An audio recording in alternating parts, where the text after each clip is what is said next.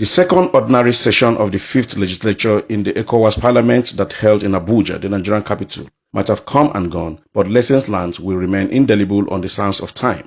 The session began with huge expectation by all stakeholders on large participation, robust and quality contributions by parliamentarians at the plenary and committee sessions. As parliamentarians, we are a bastion of the culture of democracy, and the onus is always on us to portray its core essence, including freedom, opportunities, growth and development. Having adopted this system in its different forms, we must consolidate it to leave a legacy of continuity that should lead to the improvement of our institutions and their productivity, efficiency and efficacy. Some of the issues for deliberation at the session include the 2022 community budget, regional security, intra-regional trading, Vision 2050, and direct universal suffrage, among others. Speaker after speaker took turns to drive home their points. On telecommunications, a regional strategy has been adopted with a view to harmonizing our response and prevention for cybersecurity and cybercrime. You know that this is a global concern, and therefore our region has to brace up in preparation for these attacks, and therefore we have harmonized legislation amongst the 15 member states. This is an important stage for us in order to overcome all the differences amongst the 15 countries. I believe we stand to benefit from one another through discouraging importation of this supply from far Asian or this distant continent into our own sub-region.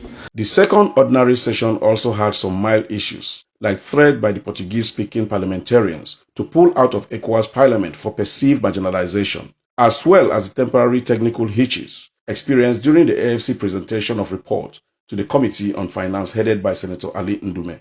The session granted audience to the Association of West African Legislative Correspondents, AWALCO, an umbrella body for media reporters from the sub-region assigned to cover the parliament. How can we do those things that we need to do to ensure our people understand the challenges and what we are expected to do?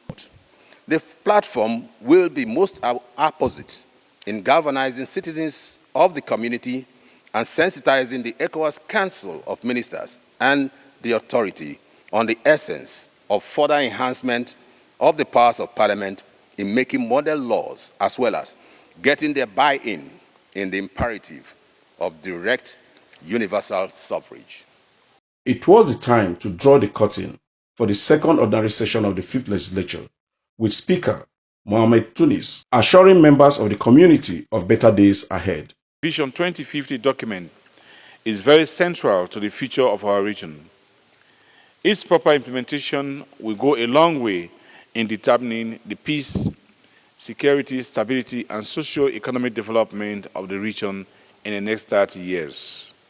I am confident that in the year 2022, we will achieve a lot, considering that it will mark the middle of our tenure.